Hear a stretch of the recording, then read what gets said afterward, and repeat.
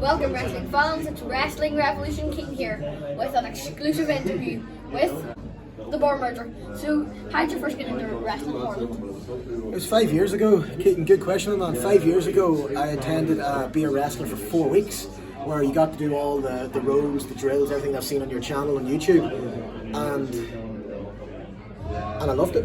That was it. After 4 weeks, I'm now at 5 years, and I never wanted to stop. The dream inside was always be a professional wrestler, and with these massive arms and these massive muscles, I think I'm doing pretty good so far. Okay, were you training at Titanic, yeah? Trained at Titanic Wrestling and got trained by the best. That's why we are the best. Dig it. Okay. I don't switch. How did you first get into wrestling, Lucas? So a very similar story. It was like about a year maybe before Holland was. It was back in 2016. I was only 16 years old. I was quite young at the time. I was only a teenager, and I just looked up schools nearby, and I found at the time it was Pro Wrestling Ulster, which doesn't exist anymore, unfortunately. But that's what I trained with originally. And I showed up to a class, and I loved it. You know, got trained with JDP and eventually Tucker as well, and Rocky Star as well, and all of them were great coaches. And I'd always wanted to do it since I was really young, and it's been a dream so far. You know, it's been great, and it's been kind of great trying to find a character and really stick with me. You know, it's really helped a lot. So yeah. Who's your favourite match against? My favourite match of all time would have been with Lucas, with the towel and the face paint. Because if that hadn't happened, I wouldn't have had one of my best friends in the ring with me all the time, and I wouldn't have had a 7-month reign as a champ. And there's only 2 things I was ever going to be growing up. One was driving a steam train, and the other one was being a professional wrestler. And I've got to be a professional wrestler, so 1 out of 2 ain't bad. I'm not Meatloaf, but it isn't bad. Do you get nervous about going about the Barr merger series? I've been filming the videos online. Yeah. It was interesting because we weren't sure what was going to go as far as it did. We thought we were going to do one video maybe, and that'll be it. Then we did the first one was hit on thing the ring, and everyone loved it. So we were let's make a series out of this. We did a few more. So we did the Watch in the Car, which everyone seemed to love. And people watch shows now come and say to us, "Oh, that's interesting," because no one else was doing anything like that at the time. So yeah, I was nervous at first, but I mean, it helped us a lot. I think it helped establish what we do and what the character is, and helped set us apart from all the other tag teams. So I think that really, Bomber Series really kind of got us going. Who's an up-and-coming wrestler in Titanic? Ones I'd be looking out for would be the boys. Yeah, definitely. You would have heard yourselves from being in the audience the pop they got. Yeah. Don't let that fool you, boys. That comes with a lot of hard work. A lot of it. Yeah. As Lucas has said, as I have said, we've put years into doing what we do. It's a craft. It's an art. Was that the first title? Yeah, it's the first title I've held anyway, actually. So after I think at the time I won it was after 5 years training roughly. 5 years, finally won a title, and that was always kind of a dream growing up. When I was a kid, I saw myself holding a title one day, and it took me a while to get it. And I didn't expect to become tag team champions at all, because I was a singles wrestler and we ended up teaming out of nowhere. But winning that title meant everything to me. It's one of my biggest accomplishments of life, and I've done the degree and stuff. And that's easily top 3. If not the biggest, possibly. What was it like? Wait, you got trained by Tucker? We both did yeah. What was it like being trained by Tucker? Being trained by Tucker was like having the Encyclopedia of Wrestling. Of every move, every hold, every facial expression, every aspect of what we do as professionals. Tucker he knows everything, and that's not just being complimentary. If you look at the physical shape of Tucker, he understands what wrestling actually is. And to be trained by him for the last 5 years and be able to say he's a friend and have wrestled against him, you want to know what wrestling is, what professional wrestling is, you go look at Tucker. He's professional wrestling. What's the worst injury you've got? So I haven't got anything awful, but I've ruptured my AC joint, which is in here. It's where your shoulder connects to your collarbone, and if you see there, you might not be able to see on camera, there's a big bump there that shouldn't really be there.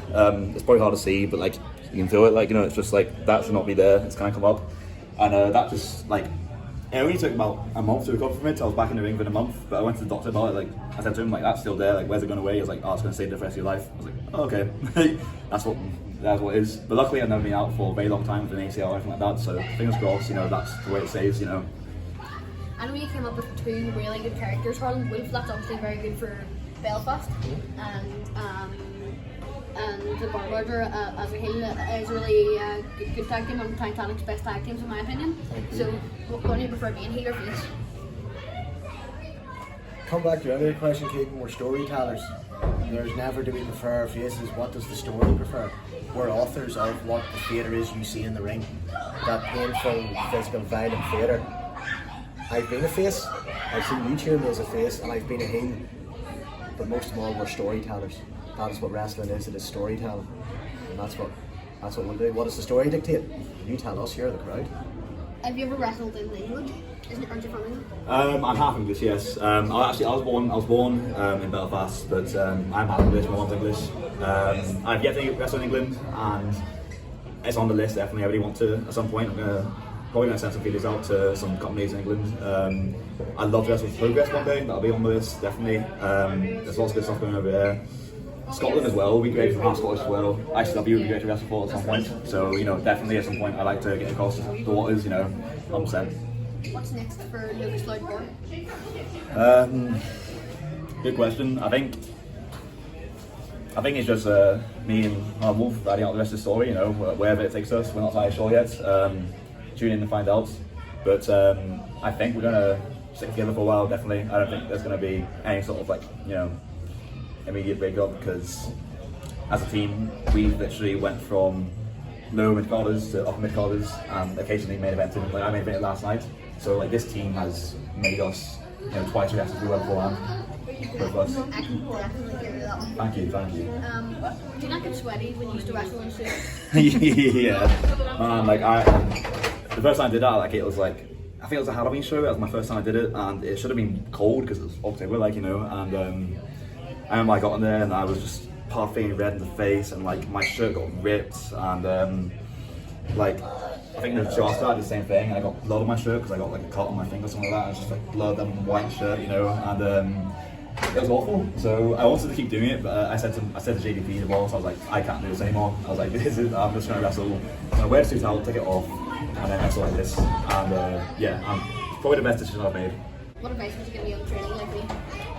For aspiring trainees is, as much as I want to quote the big man, don't give up. Wrestling will annoy you, it will frustrate you, you'll think you're not learning, but persistence, man. Anytime you think you're not going to do it, tell that wee voice in your head you're doing it, end of story. And if you feel good, means you tried. Feel 1,000 times and keep feeling till eventually you got the belts around your waist. That's it, just keep going. What about you, Lucas? My advice would be, don't let your inhibitions tell you can't do this, because most people come to wrestling, very few of them come in looking like Horse, for example. Very few come in massive and looking like a wrestler. Most people come in. Steve Savage. Oh yeah, Steve Savage, another big yokes man. Most people come in, they're quite often young, quite skinny, haven't done much sport in their life. They don't have to put you back, because I was the same, when I started, and I'm very socially shy, but when I got that ring on the character, that just goes away, and I found a way to kind of just get into character and not be shy in front of people. Real life, I find it hard to talk to people, I'm quite nervous, but out there, I just go into a different zone, and you just tell yourself, if you're training, you're going to find that zone. You keep going, you'll find that zone. And as well as that, I say, put in the shifts outside of wrestling, eat well, go to the gym, watch wrestling, make it a part of your lifestyle. It is a lifestyle, even if it is part-time, it's still a lot of dedication, and you need to want it. If you don't want it, there's no point. Thank you guys. Yeah, cheers, man. Don't forget to like, subscribe, and share, and hopefully I'll see you again next time. Bye for now. In the comments, there will be a link to the Barr Mergers' first ever episode of their world famous series. Check that out.